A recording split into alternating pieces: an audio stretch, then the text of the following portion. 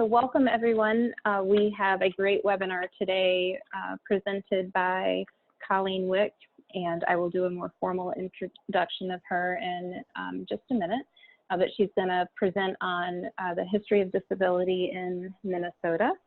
And many of us have seen an extended version of this webinar, and we're curious if she can get it done in an hour. Colleen, will you advance to the next slide, please?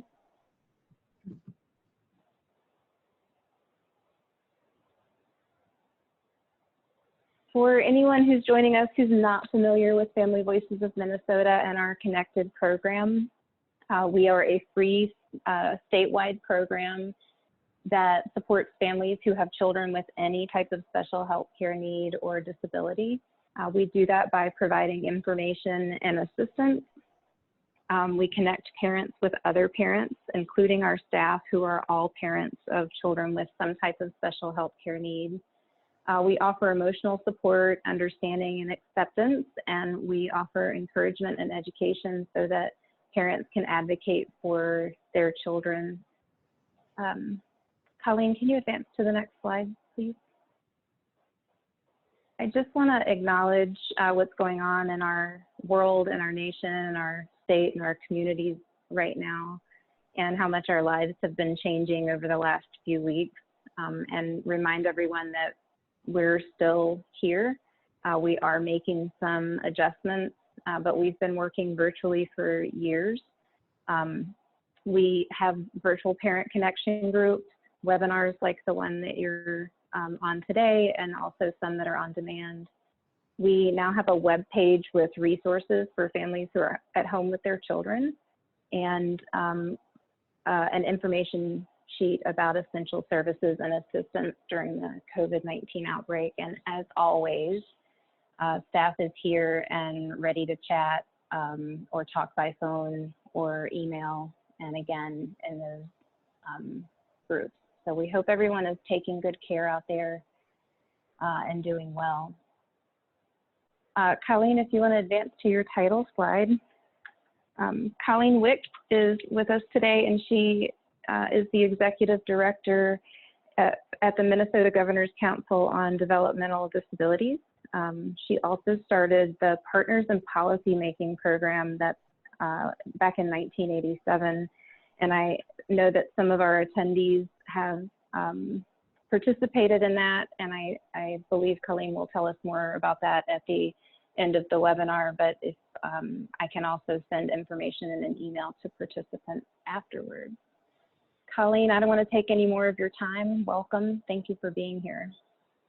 Well, thank you, Jamie. And it was so wonderful to see everyone's face as they were joining the call. So let me get started. And yes, I'll take the challenge of doing the Minnesota history in less than an hour. And so when we look back at the 20th century, and this is 70 years ago, the person who stands out as the most important leader of the world was Winston Churchill.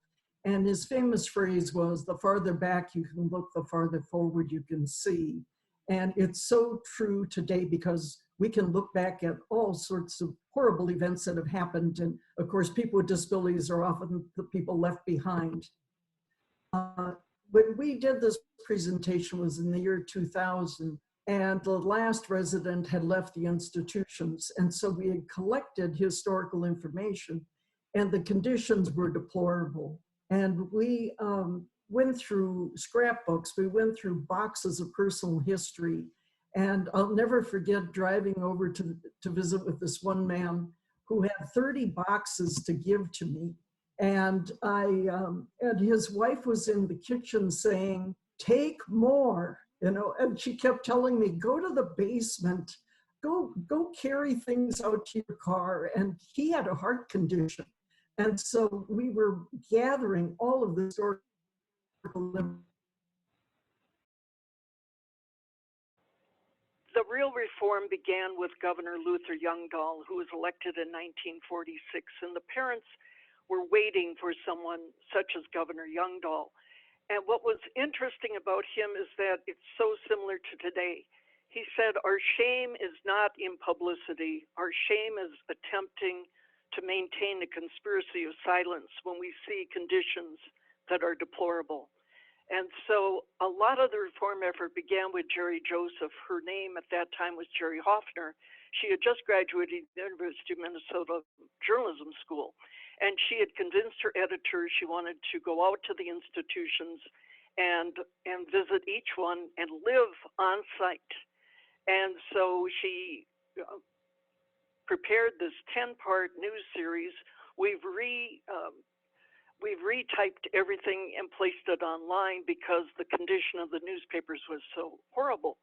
And she talked about how people were tied up. She talked about seeing a man who was tied to a bench, and when she said, "Why don't you release him?" they said, "Oh, he's a bad one." And there weren't enough beds, there weren't enough pillows. And she led the series by saying that the state institutions weren't as clean as the pigs who were living on the same grounds. They were in barns, they had heat, air conditioning, they were bathed, and the people were not. And so the Unitarian Conference Committee also did their own survey, and this is a separate book published by the University of Minnesota Press. The author is Susan Bartlett Foote, and she won the Outstanding Book Award last year for nonfiction in Minnesota. And they had gone out and conducted a survey. And one of their conclusions was that restraints were a substitute for treatment. They also said that 5 men shared 2 pairs of underwear. And they said that there weren't enough spoons, there weren't enough clothes, and there wasn't enough food. And so the governor hired Dr. Ralph Roslin, who was a reformer, and he published a book about every child has the same needs as every other child. But in the institution, individual attention was impossible because the staff ratios were often 1 to 50, 1 to 75, 1 to 100. And in some cases, we found that there were no staff. There was what we call job abandonment. No one was on duty to care for people. These are the locations of the state institutions in the 1950s. And we don't have time now, but I could tell you what happened to each of those institutions.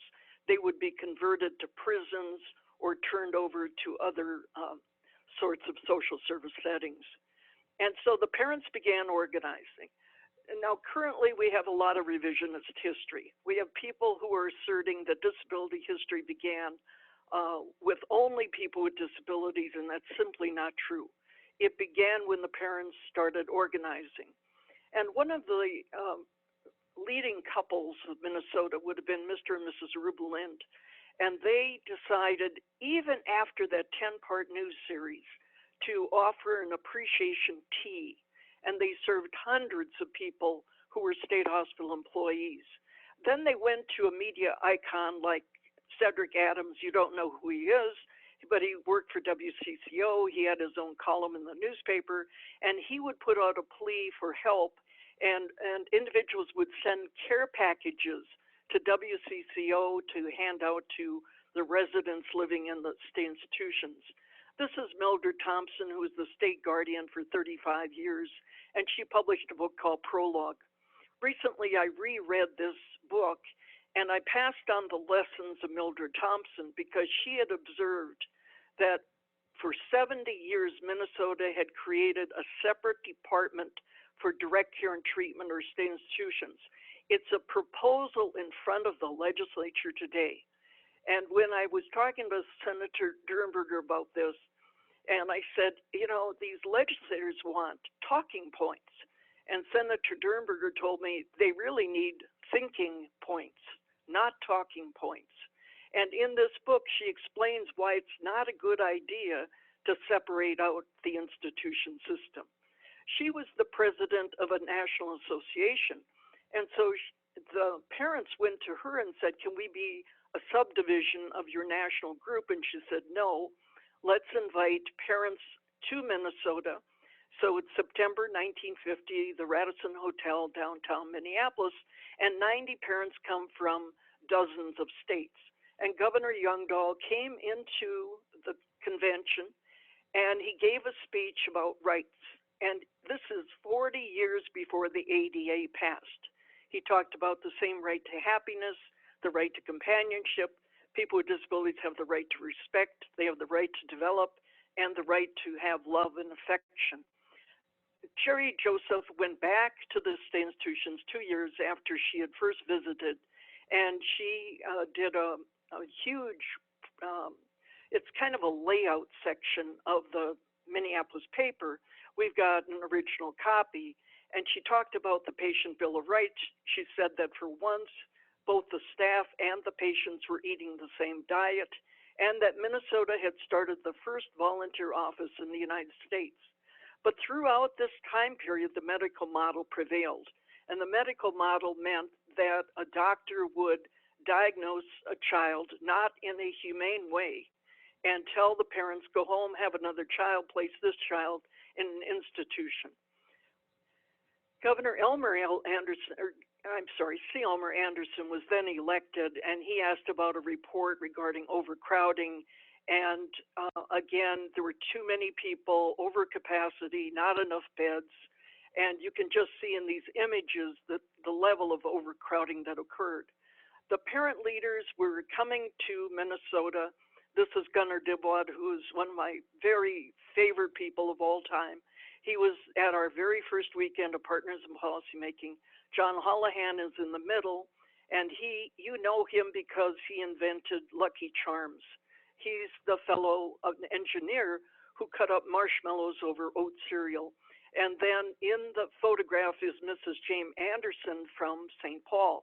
And John Holohan created this flow chart. And in the lower right corner, it's actually, I know you can't read it, but it actually still describes what goes on in Minnesota today.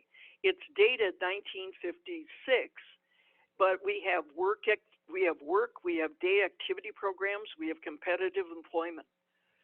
And this is the first director of ARC Minnesota, and this is another wonderful woman, Miriam Carlin, a dear friend, who had created one of the very first books called How to Do an Individual Plan for Your Son or Daughter. The four-county project was set up in northwest Minnesota, and the idea was to ask local officials how many children would need to leave their homes to go to a state institution. And what happened was they sent up Dr. Eunice Davis, who was a medical doctor, and she concluded that local officials had misdiagnosed people at a rate of 50%. And the reason was that children who were deaf were thought to have an intellectual disability. Parents wanted education. They had come back from World War II, and these families were not going to sit back and let the bureaucracy win. And so they started calling the Commissioner of Education. The governor was enlisted and called Dr. Maynard Reynolds at the University of Minnesota and said to Maynard, what can we do to start special ed in Minnesota? And he said, we have to start with summer institutes. We have to retrain teachers. And so there is a book that's been published, and it's based on Evelyn Dino's papers, written by Narina Hale, who used to be our state special ed director. And it's an anthology of what happened in creating this law. Two famous names in Minnesota, Elmer L Anderson and Al Quee, served on a legislative task force. They held 16 town meetings. And after those meetings, they made one conclusion, that all children have the right to an equal opportunity for education. But when they created the education law, it basically was a watered down curriculum. It was swimming one day, bowling another day, music in the morning, and maybe 1 hour of having someone read stories to the students. So it was Orville Freeman, who is the 29th governor, who was able to push for a special ed law. We had very few classes in Minnesota, and the reason was the teachers and principals and school administrators said, in order to be in special education, in order to go to school, you have to be able to be toilet trained, walk, and talk. When we asked Al Quee, why did you set up special ed with an IQ of 50 and above, he said, because we didn't know any better. And he said he had traveled to Russia on a missionary trip, come back through Sweden, discovered everybody in Sweden was educated, and when he went to Congress, He was a co-sponsor of the Education for All Children, and that was a lesson he learned. This is one of the famous people of DHS history, Dr. David Vecsey, who published a book about dehumanization. And he wrote in his papers that the community was certainly a preferred setting, but that the institutions would keep expanding. And in that time period, the belief was that the community wasn't ready for people with disabilities. And so Brainerd was built and Cambridge was expanded. But there were improvements in the institution, and the reason was because of federal funding. In 1961, there was an effort to build another institution in the northern Minnesota on the range, and all of these were potential locations. And they brought in Gunnar Dybwad, who said, you can get 8 opinions from 5 different experts. And he argued that small settings were better. Gunnar is the fellow who talked about how Tennessee built a brand new institution, and they actually created cribs out of marble. And Gunnar was appalled because he thought he had never seen anything so inhumane. The peak of institutions was 1961. We were overcrowded. We had over 6,500 residents with 900 people on the waiting list. And in comes Elmer L Anderson. Of course, DHS building is named for him. And the reason is he was such a humanitarian. It was Governor Anderson who promoted $36,000 to start 4 pilot day programs. And in Minneapolis schools, they started a transition program. It was a pilot project. Wilmer was the first institution to become open, meaning they unlocked the doors, they unlocked the fences, and they took away straitjackets. Then IBM approached Minnesota and said, we can do a census of all the people in institutions. So they did the census, and they used the old computer cards. And they reached the conclusion that out of 6,000 people they surveyed, 500 could leave immediately because they weren't eligible to be an institution. And then several hundred more people had very high IQs and shouldn't have been there. Dr. Vail published the book. It's a famous book called Dehumanization. And he defined dehumanization as when you take away someone's self-awareness, their dignity, their value, their capacity for growth. And Dr. Vail said, you cannot go into an institution and tell people you're doing things wrong. And so he created a film based upon the Inspector Clouseau character. And he said, let's go look at other types of dehumanization, and then the staff can reach their own conclusion. In the summer of 1962, the Department of Human Services conducted a household survey of 900 Minnesota residents. And the good news is we've been able to use that as a baseline to show the shift in attitudes. Because in 1962, the survey said that, yes, people could learn to live normal lives, but no, we don't want people with disabilities to drink liquor, drive a car, vote for president, use any public facility, including parks and hospitals, and they shouldn't have children. Federal funds became available through a President Kennedy law called the MR Mental Health Construction Act. Minnesota submitted 6 pounds of paper. We received about $4 million, and that's what helped build the Range Center in Chisholm. And then Governor Roebuck was elected, and he created his own council without any prompting from any law. And he put people on buses. And they went out and visited and toured the state institutions. And the legislators would get off the bus and they'd head for the farm buildings. The parents would get off the bus and head for the back wards. And the parents would grab the legislators and say, you're coming with us. And of course, they felt much more comfortable looking at the farm. And so the media would visit, and everybody was on the bus together, which has not happened since Governor Roebuck. Governor Roebuck argued for money for PKU testing, and he went on the radio and asked for more tax money because he said, Minnesota is rich. We want Minnesota to be great. And then in this time period in the 60s, the Department of Labor decided to file lawsuits against several states because the residents of the institution were often forced into involuntary servitude. And in Minnesota, we had a state law that said you could only get paid $1 a month, even though people were working probably 6 days a week, several hours a day. And it is peonage, and Minnesota avoided being sued by the U.S. Department of Labor because they simply fired everybody. Sam Nuland was a famous reporter at the Star Tribune, and he told me he walked into the buildings at Faribault, it was 1964, and no one was there except the residents. And so Sam said, I just started taking photographs, and it was an abandoned building. And the headlines were shocking again in 64. The institutions kept expanding in all sorts of locations, and the governor had asked, let's regionalize, let's move people into all the different institutions around the state. Now, my belief has always been it was because Medicaid money was going to become available, and this would stabilize all of the institutions. But the mental health units refused to serve people with developmental disabilities. They said, we don't want those individuals on our campus. We had poster children, of course. This is a young man, or a young boy from Columbia Heights. And so we had a lot of charity at that effort. Mrs. Humphrey was in charge of several charities.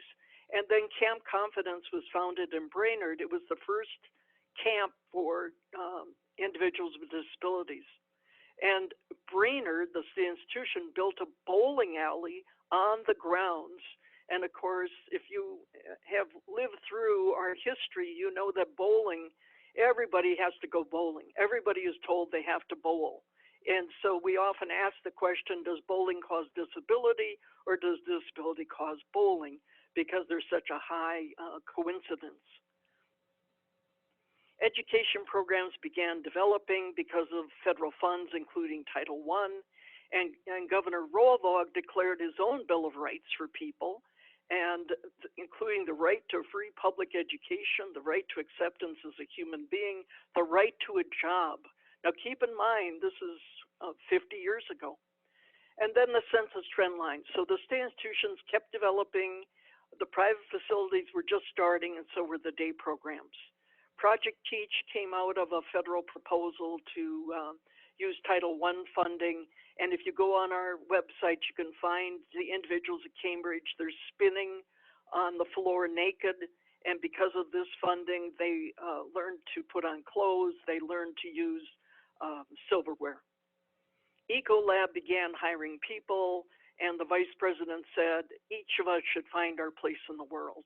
And what's interesting is that I can find an identical photograph from different newsletters, even today, showing people being successful as janitors. And of course, we want to move beyond the famous F's, food, fill, flowers, folding, fetching. Work activity was a new that began between the day programs and shelter workshops, and even the U.S. Public Health Service began funding day programs because they saw that as an important part of services. Nuland goes back to Faribault and he says it's 100% turnover. They've had a complete increase in their wages, and yet nothing has changed. He did say that people were learning how to tie their own shoes. And then Bengt Nary came. Now, Bengt had come to Partners in Policymaking. He gave a graduate workshop, and he was a dear friend as well. And when Bengt came to Minnesota, he saw neglect. He would go to the governor's office and tell him, we treat cattle better than you treat people.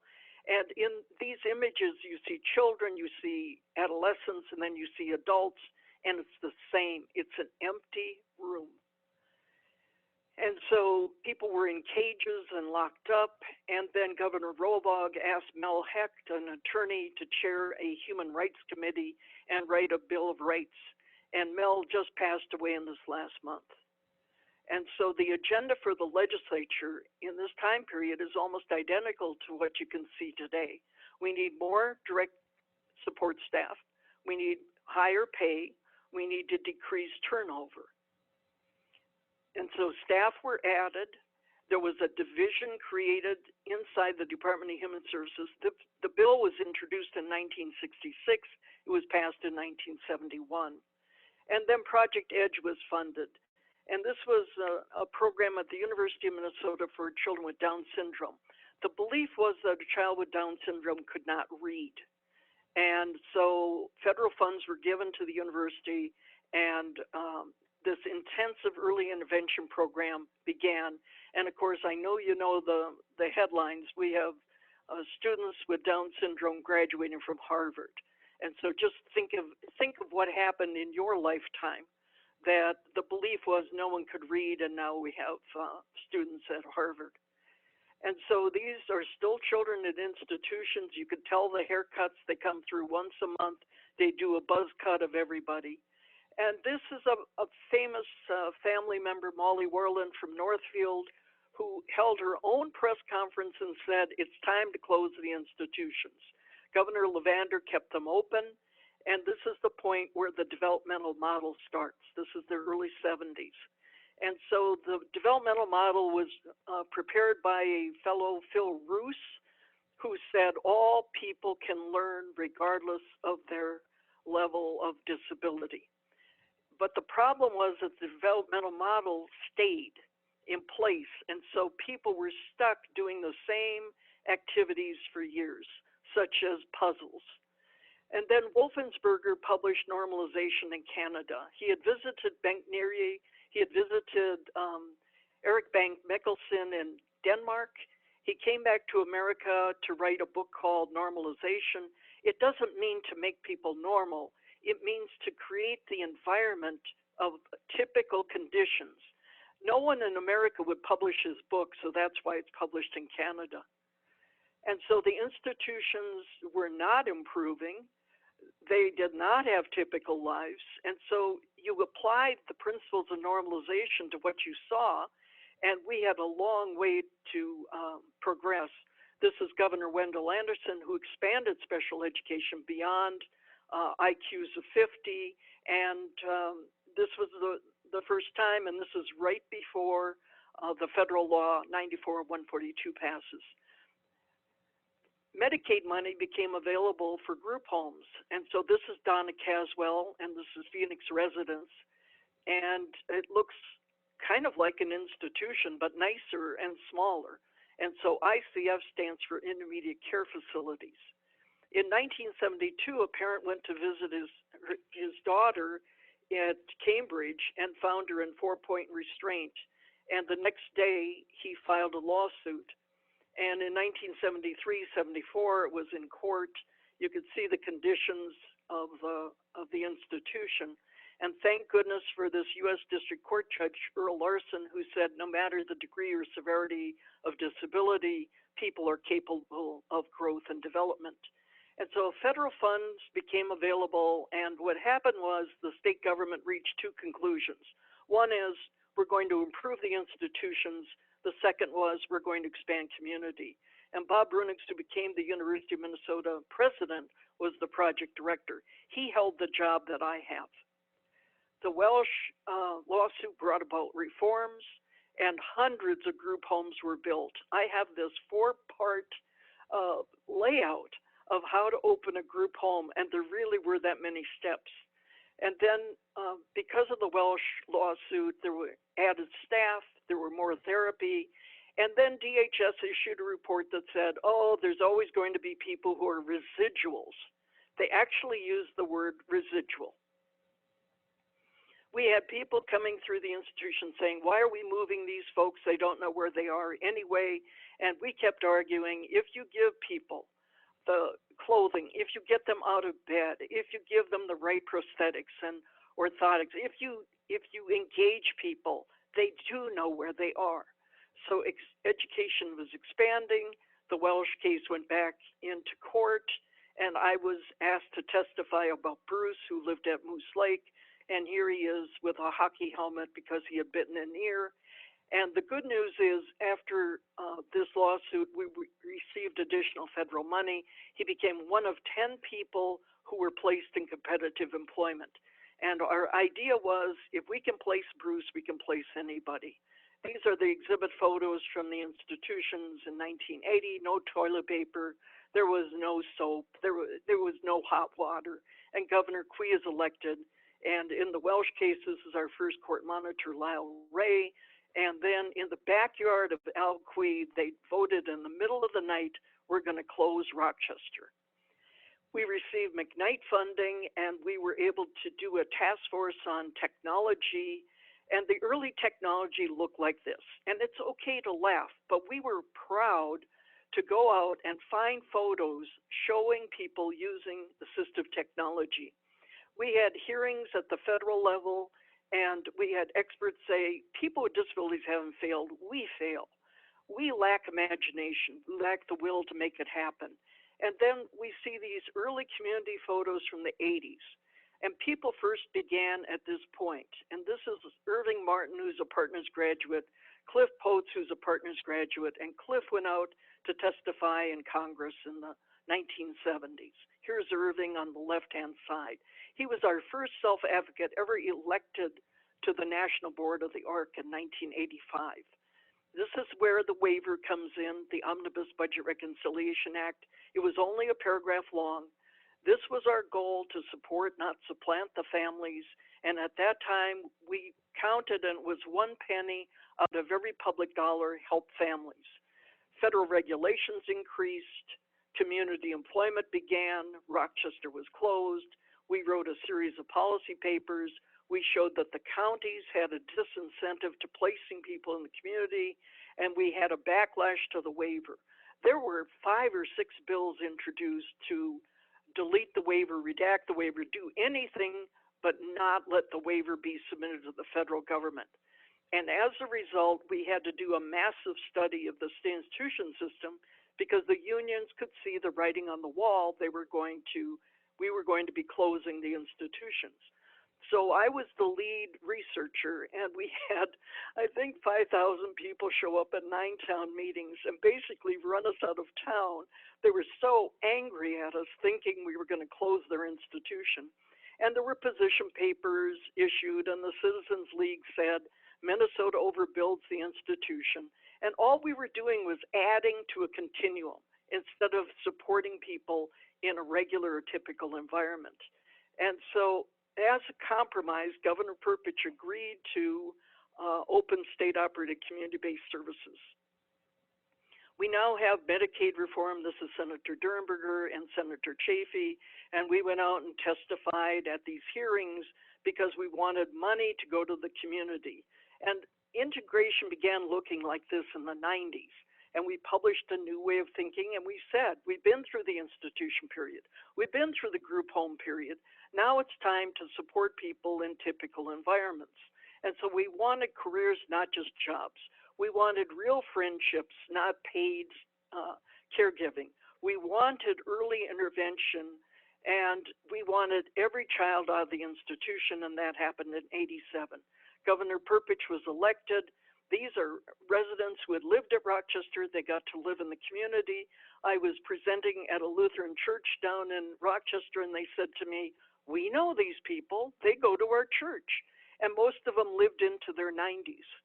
And so transportation was a critical issue. The ADEA is signed in 1990, and look how long it took for Governor Luther Youngdahl's promises to be put into law. Governor Carlson's elected. We had jobs out at the Mall of America. I was asked to be the closure czar for all the institutions, and I said, no, I'll be the backup person. And so Bruce Johnson took that position, and Moose Lake became both a prison and a sex offender program. Faribault became a prison.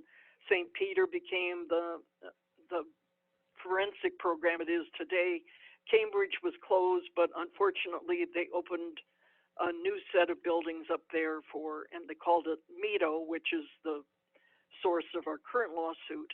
Brainerd was closed except for people with some brain injuries, and that Fergus Falls was closed. In 1992, the Department of Human Services asked me to do town meetings all around Minnesota. We published Speak Out. And then the waivers were expanded. This is John Johnson from Faribault, who got to own his own home. And then there were a series of reports. this is the Remembering with Dignity program that began to make sure that every grave is marked appropriately. And then there were all these different reform reports. And this is Steve Gold from Philadelphia, who said the ADA applies to Medicaid, and that's the beginning of the Olmstead decision. Steve Gold filed the first lawsuits about nursing homes, and Georgia filed the lawsuit about Lois Curtis and Elaine Wilson. These are the last residents out of Brainerd, and they are so happy to be reunited with their families, and they live on the range. And then Governor Ventura was elected, and so forth. So that is how we got all of the folks out of the institutions. I'm not doing the part of history where we pick up with the Olmstead decision and then the Olmstead plan and then the Jensen lawsuit that we're involved in currently. So I think I stop here, and then Jamie asks for questions, and she's going to advise me how to proceed next. But I think I hit my time correctly. I feel like you outdid yourself, Colleen. Great job. So I will unmute lines for people to ask questions. I'm wondering, Colleen, while I do that, if you want to talk a little bit about partners in policymaking and how people might access that if they have not before. Thank you, Jamie. I'm glad you remind me of what I'm supposed to do, because I did forget. We're recruiting currently for class 38 of Partners in Policymaking, which should begin in September. And we have information if you go to the council website and click on Partners in Policymaking, or you can search. And all of the application form is there. We can send out things if that would be more convenient. My contact information is here. Don't hesitate to ask me directly. The Odyssey group is the vendor. They handle all the logistics and so forth. And what we're searching for, of course, would be self-advocates, people with disabilities, and we're searching for families of children with developmental disabilities. And that presentation by itself is another hour. Just of all the things that people have done, it's incredible. When I think about the reach of our graduates and all of the appointments people have and all of the work they've done locally, I can always count on a Partners graduate, no matter what. And for example, Shelley Medora has just been selected to be the director of the Olmstead Implementation Office, and we're delighted. I was looking at all the governor appointments recently, and I was, checking them off, Partners grad, and so we're delighted when people become engaged locally at the state level, and then of course we have people who go on to the national level. U.S. Senator Maggie Hassan from New Hampshire is probably the highest ranking Partners graduate we have. But along with Maggie Hassan, we have Dupree Edwards, who was just selected to be a census hero on a poster that the state demographer's office is hosting. And so I'm thrilled with both. I'm happy if somebody helps another person with their IEP or their person-centered plan, whatever it is. I am thrilled with the work that the Partners graduates do. And so, Jamie, I'll stop and let you field the questions. Yeah, so everyone has the capability of unmuting their own lines and also of chatting a question that I can read to Colleen. A lot of us here are Partners in Policymaking grads, and it's a really powerful program. It's intensive learning and can be very exhausting, but that said, you come out with a lot of knowledge, but I think even more valuable is just the network that the graduates form with one another and with other classes and with Colleen and the Governor's Council, and then the growth of self-advocates. Those of us who are parents can easily envision our children becoming partners grads themselves. It's a powerful program. So I don't want to leave a super long pause. Does anyone have a question for Coleen or comment?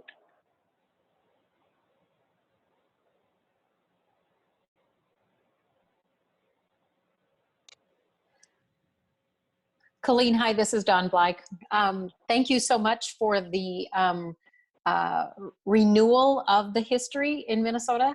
I think that the more people that learn about the history, the better chance we have of changing what the future is. I think so many people were behind the scenes and don't really know what that future or what that past was.